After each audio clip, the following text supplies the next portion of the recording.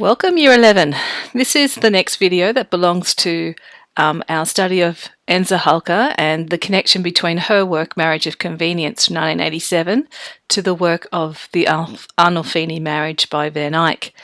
There's a great quote here by Anna Rosenfield, and it's going to drive the way that we actually understand Zahalka's work. At the end of this, you are going to be expected to write an essay. So it's very useful that this is actually recorded for you, and you'll be able to go back and listen to the recording as well as go back and listen to the previous lesson to help you do the work that you need to do.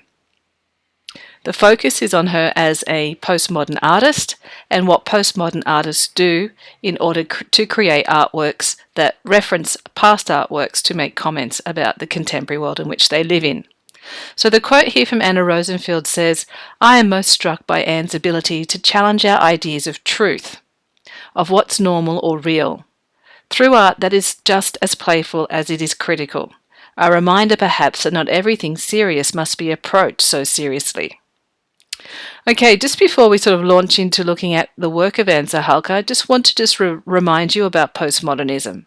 And the main thing that you always need to keep in your mind about postmodernism is that it essentially challenges our understanding of what we conceive or understand in our cultures as what is true.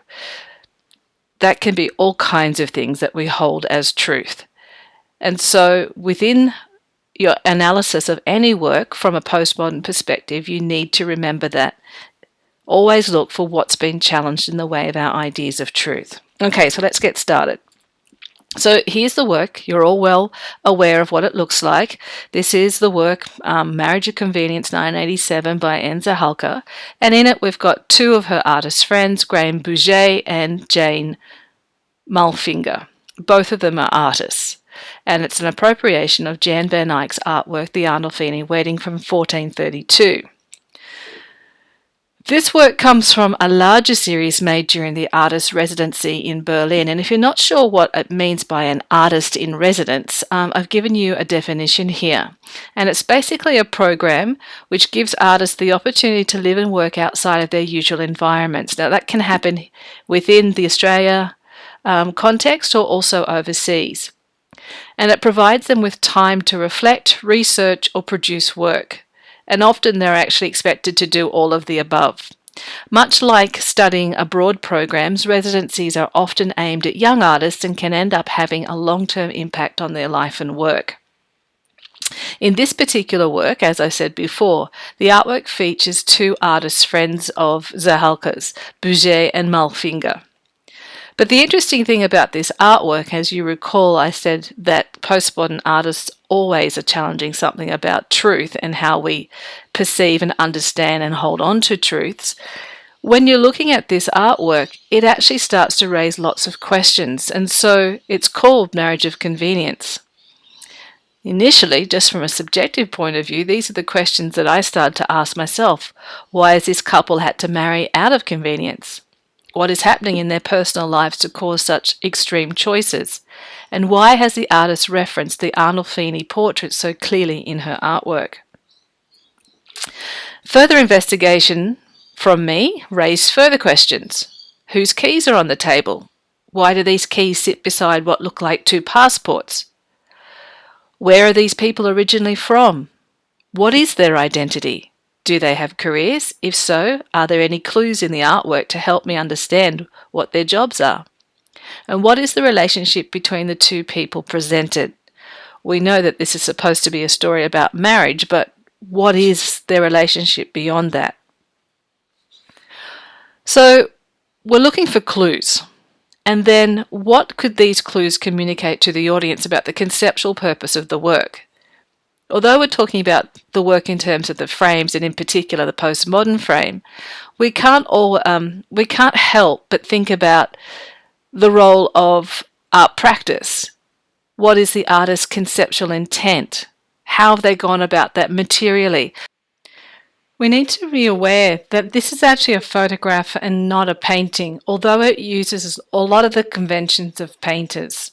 So those things are always in the back of my mind, even though my focus is the frames.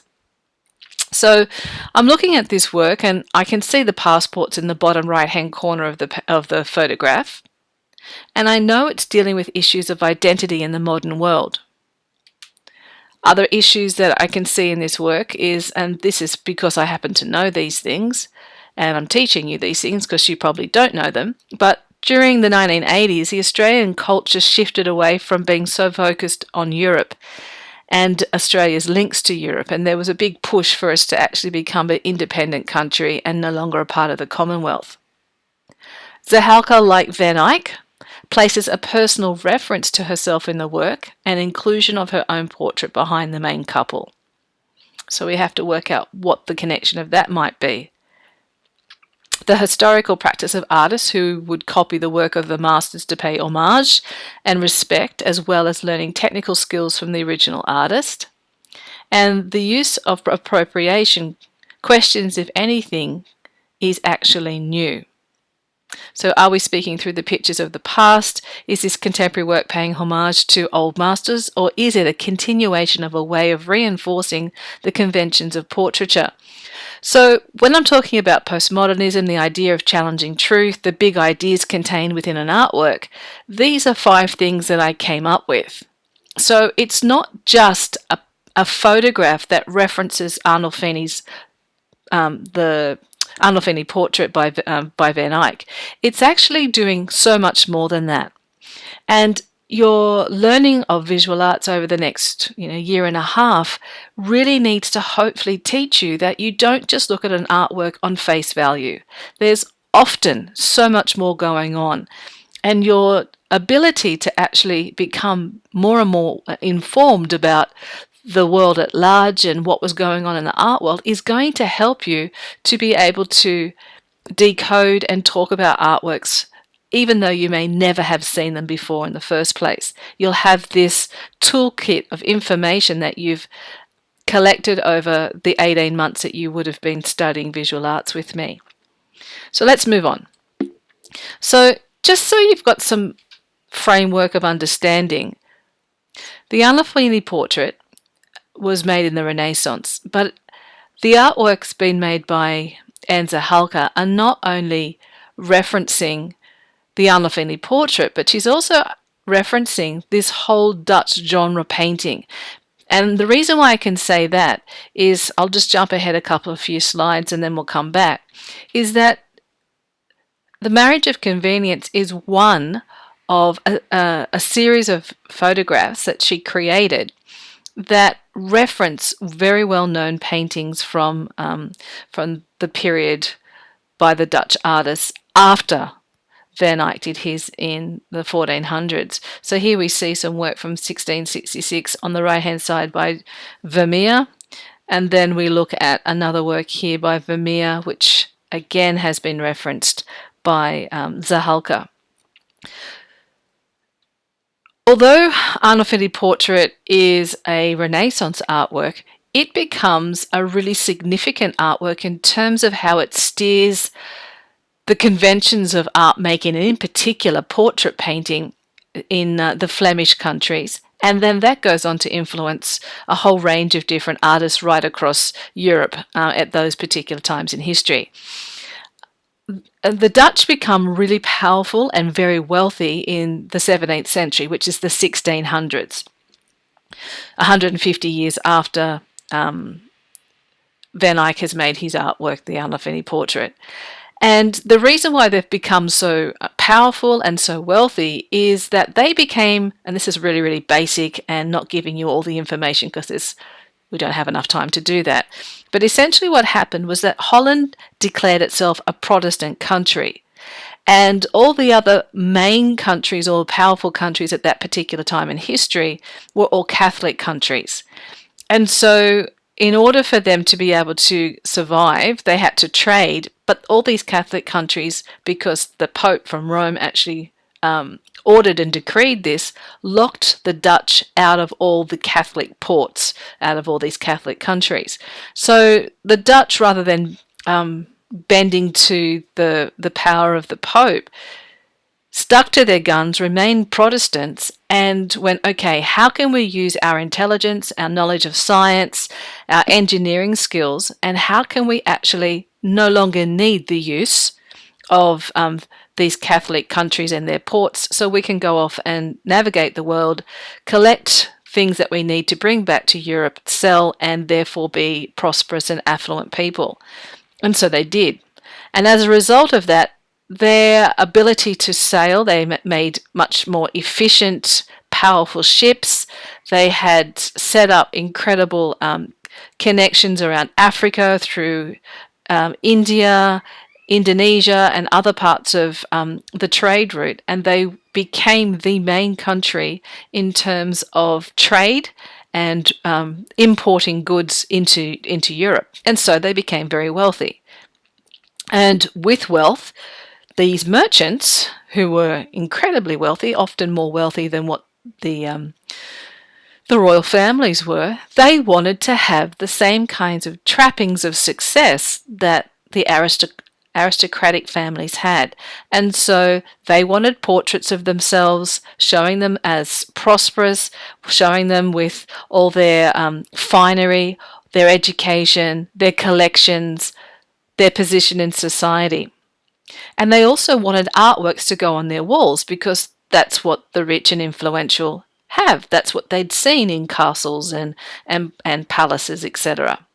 And so that's a bit of cultural context about the Dutch. And although Zahalka is referencing a Renaissance artwork in her work Marriage of Convenience, you cannot ignore the whole history of Dutch painting that came after Van Eyck's work and how that went on to impact the conventions of portrait painting, which Zahalka is referencing in her work.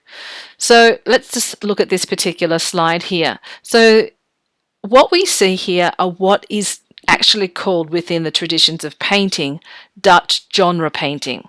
And it comes out of the Dutch Golden Age, which I've just explained to you. Dutch Golden Age because they're incredibly wealthy. These artworks present to their audience paintings of men and women, often writing letters, playing music, and tending to their daily rituals, possessing a humanity and immediacy that feel both relevant and yet timeless. They're created for a new group of rich and well-informed collectors, and the kind of characteristics we would see in these paintings typically are, as I've just said, depicting daily life, idealized contemporary scenes, as we can see on the right-hand side, showing the highest levels of society, beautiful people with rich clothing and furnishings, the light source on the main individual, and often they're framed by something behind them. And we can see in the image on the left-hand side of the portrait of Johannes Hood, he's the burgomaster of Amsterdam. We've got him framed by the objects around him. And he's dressed in his absolute finery, also making it very clear to us what his position in society is. Okay, so now we move across to looking at the comparison between these two artworks.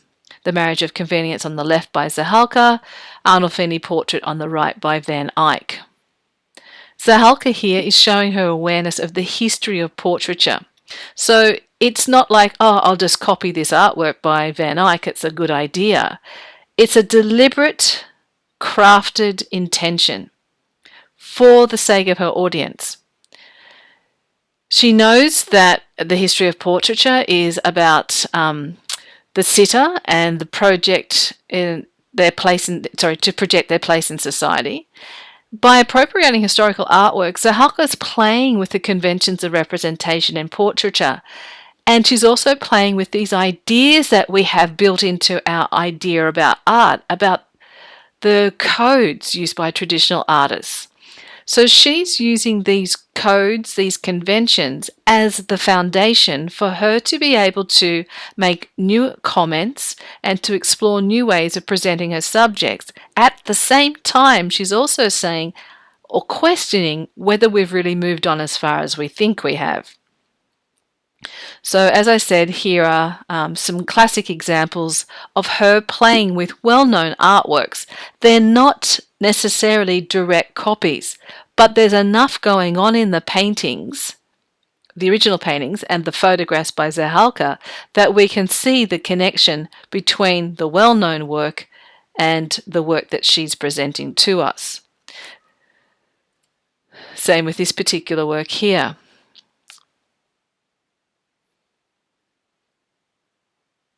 Okay, so whilst she's directing referencing Van Eyck's artwork, the Arnolfini portrait, by mimicking the style of the Dutch genre painting and Renaissance painting earlier on, through the choice of subject matter and composition, her work, The Marriage of Convenience, encourages the audience to speculate and guess about the motive of the marriage.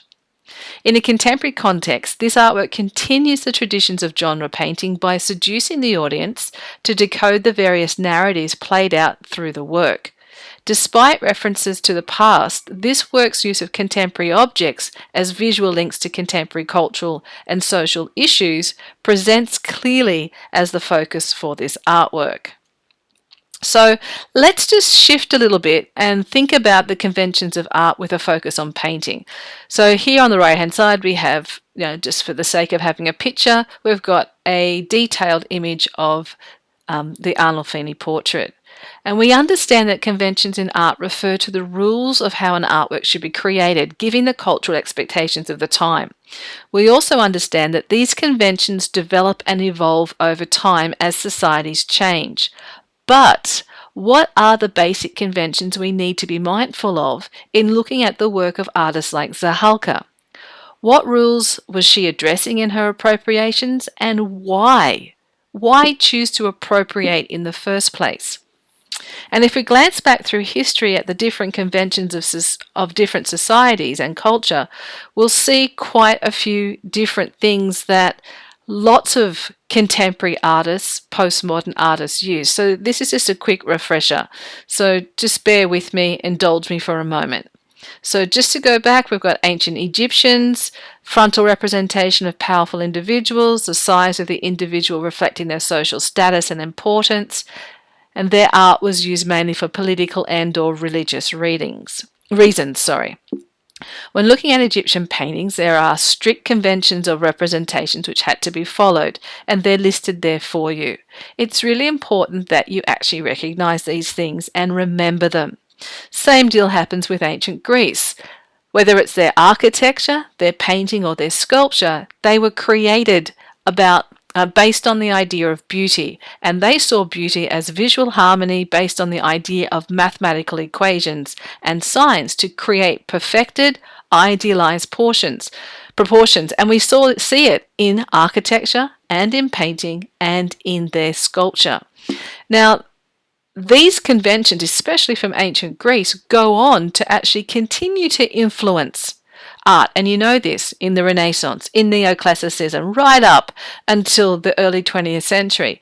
And then in the 20th century, and even still today, artists are referencing what the ancient Greeks did, but they're building new information and new ideas, relying on the audience knowing the traditions of the past to be able to either challenge our understanding of truth or history, in order to be able to say something new about the world in which we live in.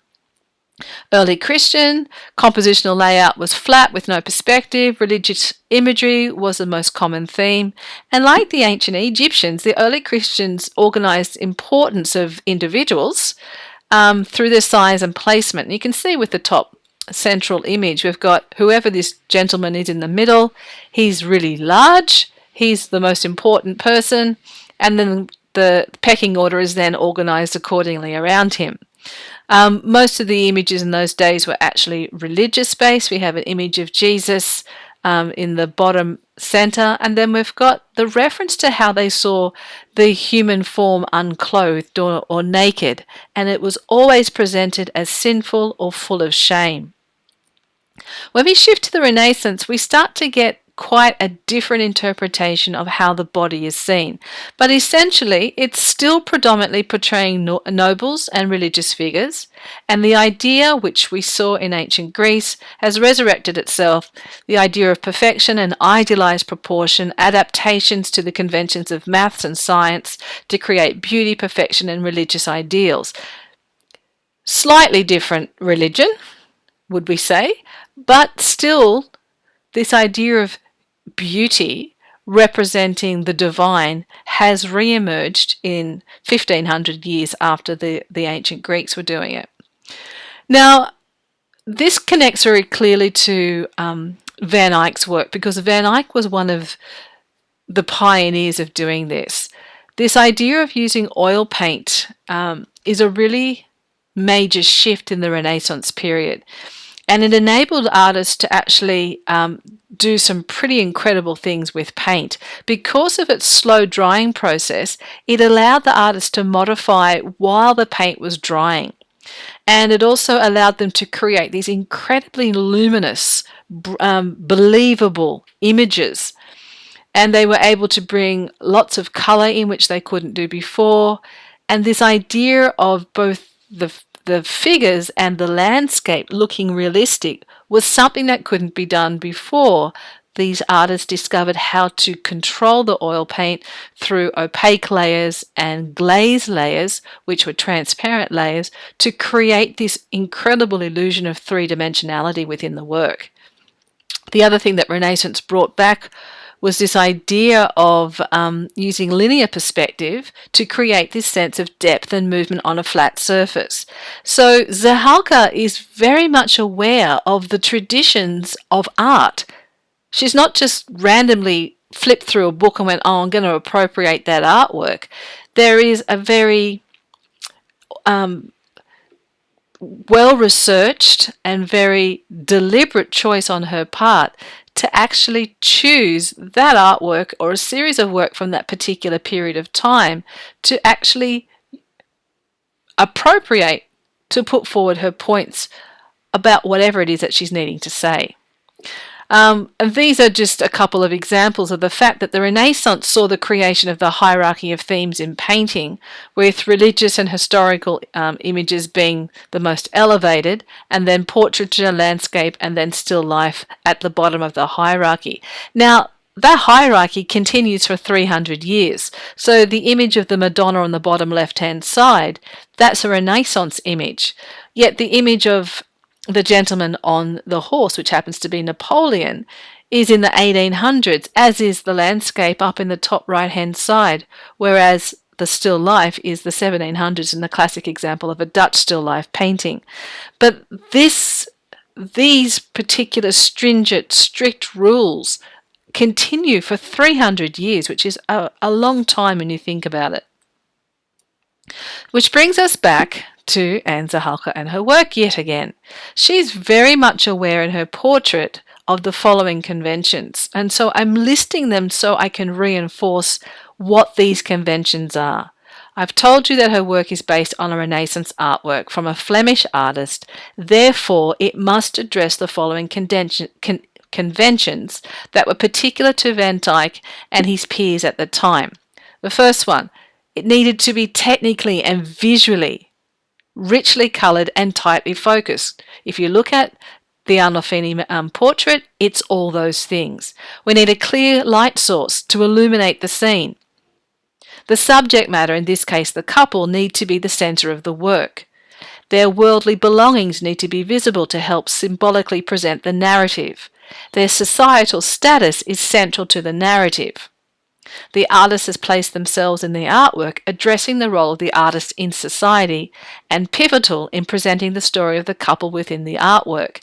So this is the convention that Van Eyck was using, and Zahalka has been very careful to actually bring into her work as well, knowing that being an appropriation, there is going to be what we call recontextualization. That is, a reliance on the audience recognizing the original artwork to be the foundation of the ideas she wants to actually then communicate to the audience. Those ideas are about marriage, and marriage being often a convenient union between two people. Now, historically, when a marriage was often orchestrated, it was not a love marriage. It was usually, in the case of what we've just seen with the Arnolfini portrait, that marriage would often have been orchestrated when those two people were very young, or it was an older man who needed a wife, he needed someone who had position or money, whatever the case may be.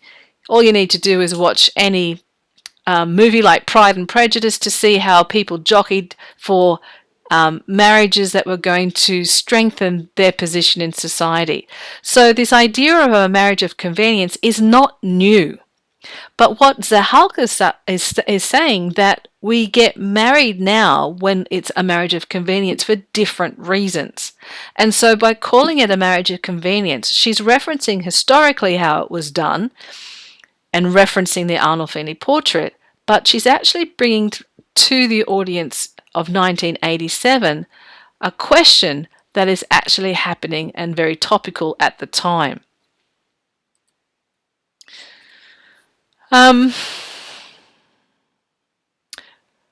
All right, I've spent a lot of time in the previous video talking to you about this artwork. I've reinforced a lot of the points in this video.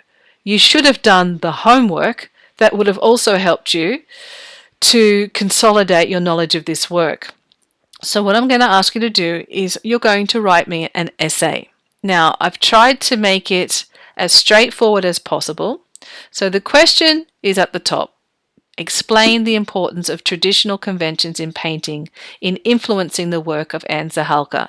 And I want you to type 1 to 1.5 pages for your response. Now, if you can't do that, you can't extend it that far, don't beat yourself up. Let's see what you can do. But that's what I'd like you to aim for.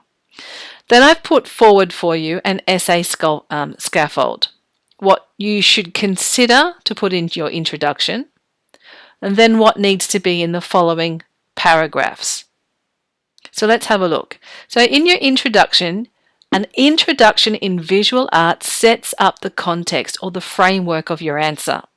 So this question is asking you to explain the importance of traditional conventions in painting, and in particular how those traditional conventions influence the work of Anne Zahalka. So you actually have to answer that right from the outset. But you don't get bogged down in actually giving lots and lots of details. You just answer it simply, briefly. So I've given you a dot point. Answer the question by making a clear statement that briefly defines why the traditions of portrait painting were or are important to the ideas found in Zahalka's work. Then briefly state why artists like Van Eyck have been central to the work of Anne Zahalka. Hence, I gave you a couple of other examples. And finally, introduce the two artworks. We need to know which artworks that you're going to be talking about, so they need to be introduced in your introduction. Then in the body, you are going to write a series of paragraphs that expand on your answer that you presented in your introduction. So in paragraph 1, you need to explain to your reader in depth what the conventions or rules of traditional portrait painting are as relevant to this discussion. So don't go off and start talking about ancient Egypt and ancient Greece if it's not relevant. You need to use the Arnolfini portrait as your example to explain the conventions and the motivations of Van Eyck in the creation of this work. We know that Van Eyck was one of the pioneers to introduce this new form of using oil paints to create these incredibly beautiful, realistic, tight paintings. And make sure you describe and explain the symbolism in the Arnolfini portrait. Then shift into paragraph 2.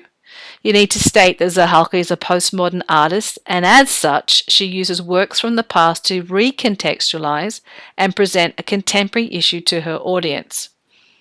At this stage, you can probably list what some of those contemporary issues are.